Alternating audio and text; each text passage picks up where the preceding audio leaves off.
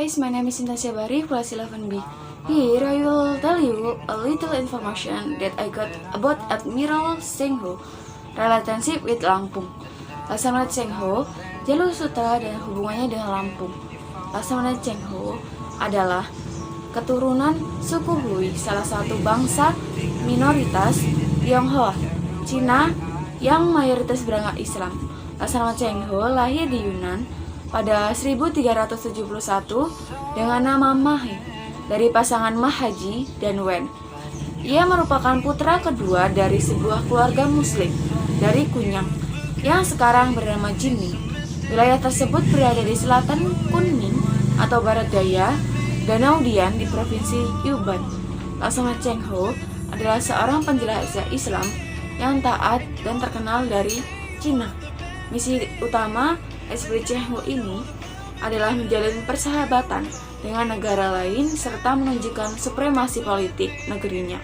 Selain itu, beberapa sejarawan menyebut bahwa Laksamana Cheng Ho juga memiliki agenda sendiri, yaitu untuk menyebarkan agama Islam.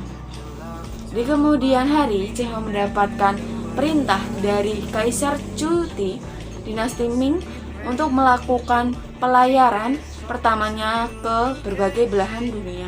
Di dalam pelayaran tersebut, Cheng Ho sempat singgah di wilayah yang kini kita kenal sebagai Kota Semarang. Pelayaran pertamanya mampu mencapai Asia Tenggara, yaitu semenanjung Malaya, Sumatera, dan Jawa. Rute yang mereka lalui dimulai dari Laut Cina Selatan, Selat Malaka, Samudra Indonesia, Teluk Persia, Laut Merah, sehingga mencapai kawasan tanduk Afrika.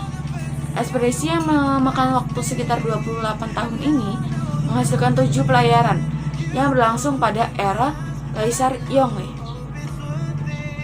Dan pelayaran terakhirnya dilakukan masa Kaisar Sonde. Selama 405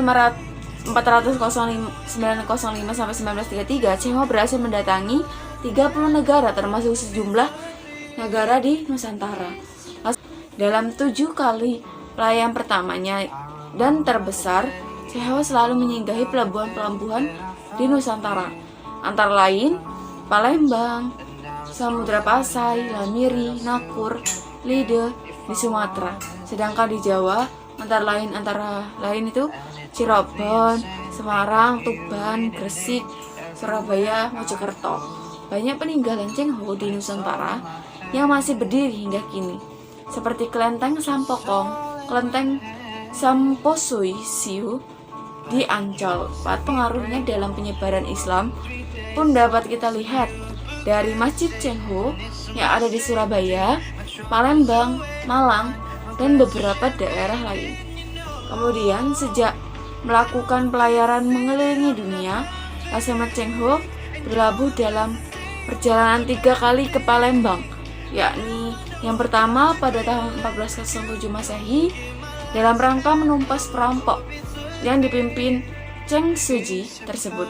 Kemudian pada 1413 sampai 1415, 1421, 1422, 1431, 1433 Masehi, meski tidak tahu maksud dan tujuannya, tapi dari beragam peninggalan kisah yang diingat masyarakat dapat diketahui betapa budaya Tionghoa berkembang pesat di Palembang.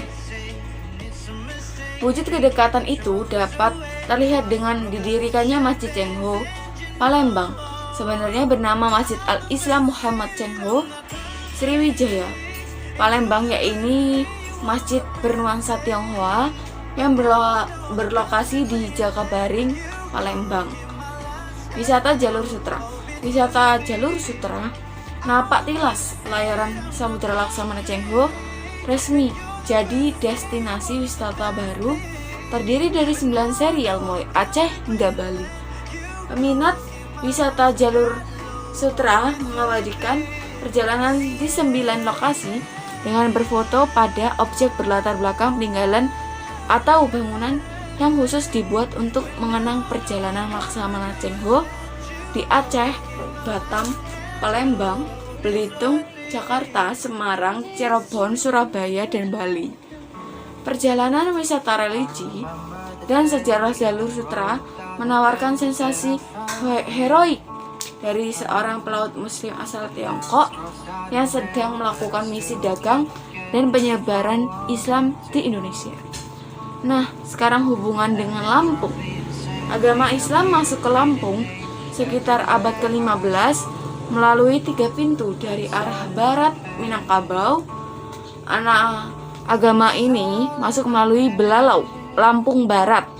Dari utara itu Palembang, melalui Komering, dan dari arah selatan itu Banten, melalui Labuhan Maringgai.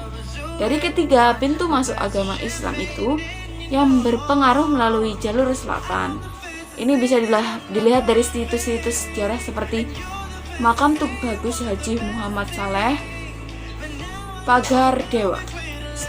Selain itu, perdagangan juga menjadi masuknya Islam di Lampung. Salah satunya rombongan dari Tiongkok yang dipimpin Laksamana Cheng Ho berniaga dari Palembang dan menyusuri Wai Tulang Bawang. Nah, perjalanan Laksamana Cheng Ho ini memasuki Wai Tulang Bawang dan berinteraksi dengan warga sekitar. Selain itu juga ada pintu masuk lain, yakni Labuhan Maringgai. Terbukti ada beberapa daerah yang dinamai Lawang Kuri di Gedung Wani dari Sultan Banten. Oke guys, sekian, thank you.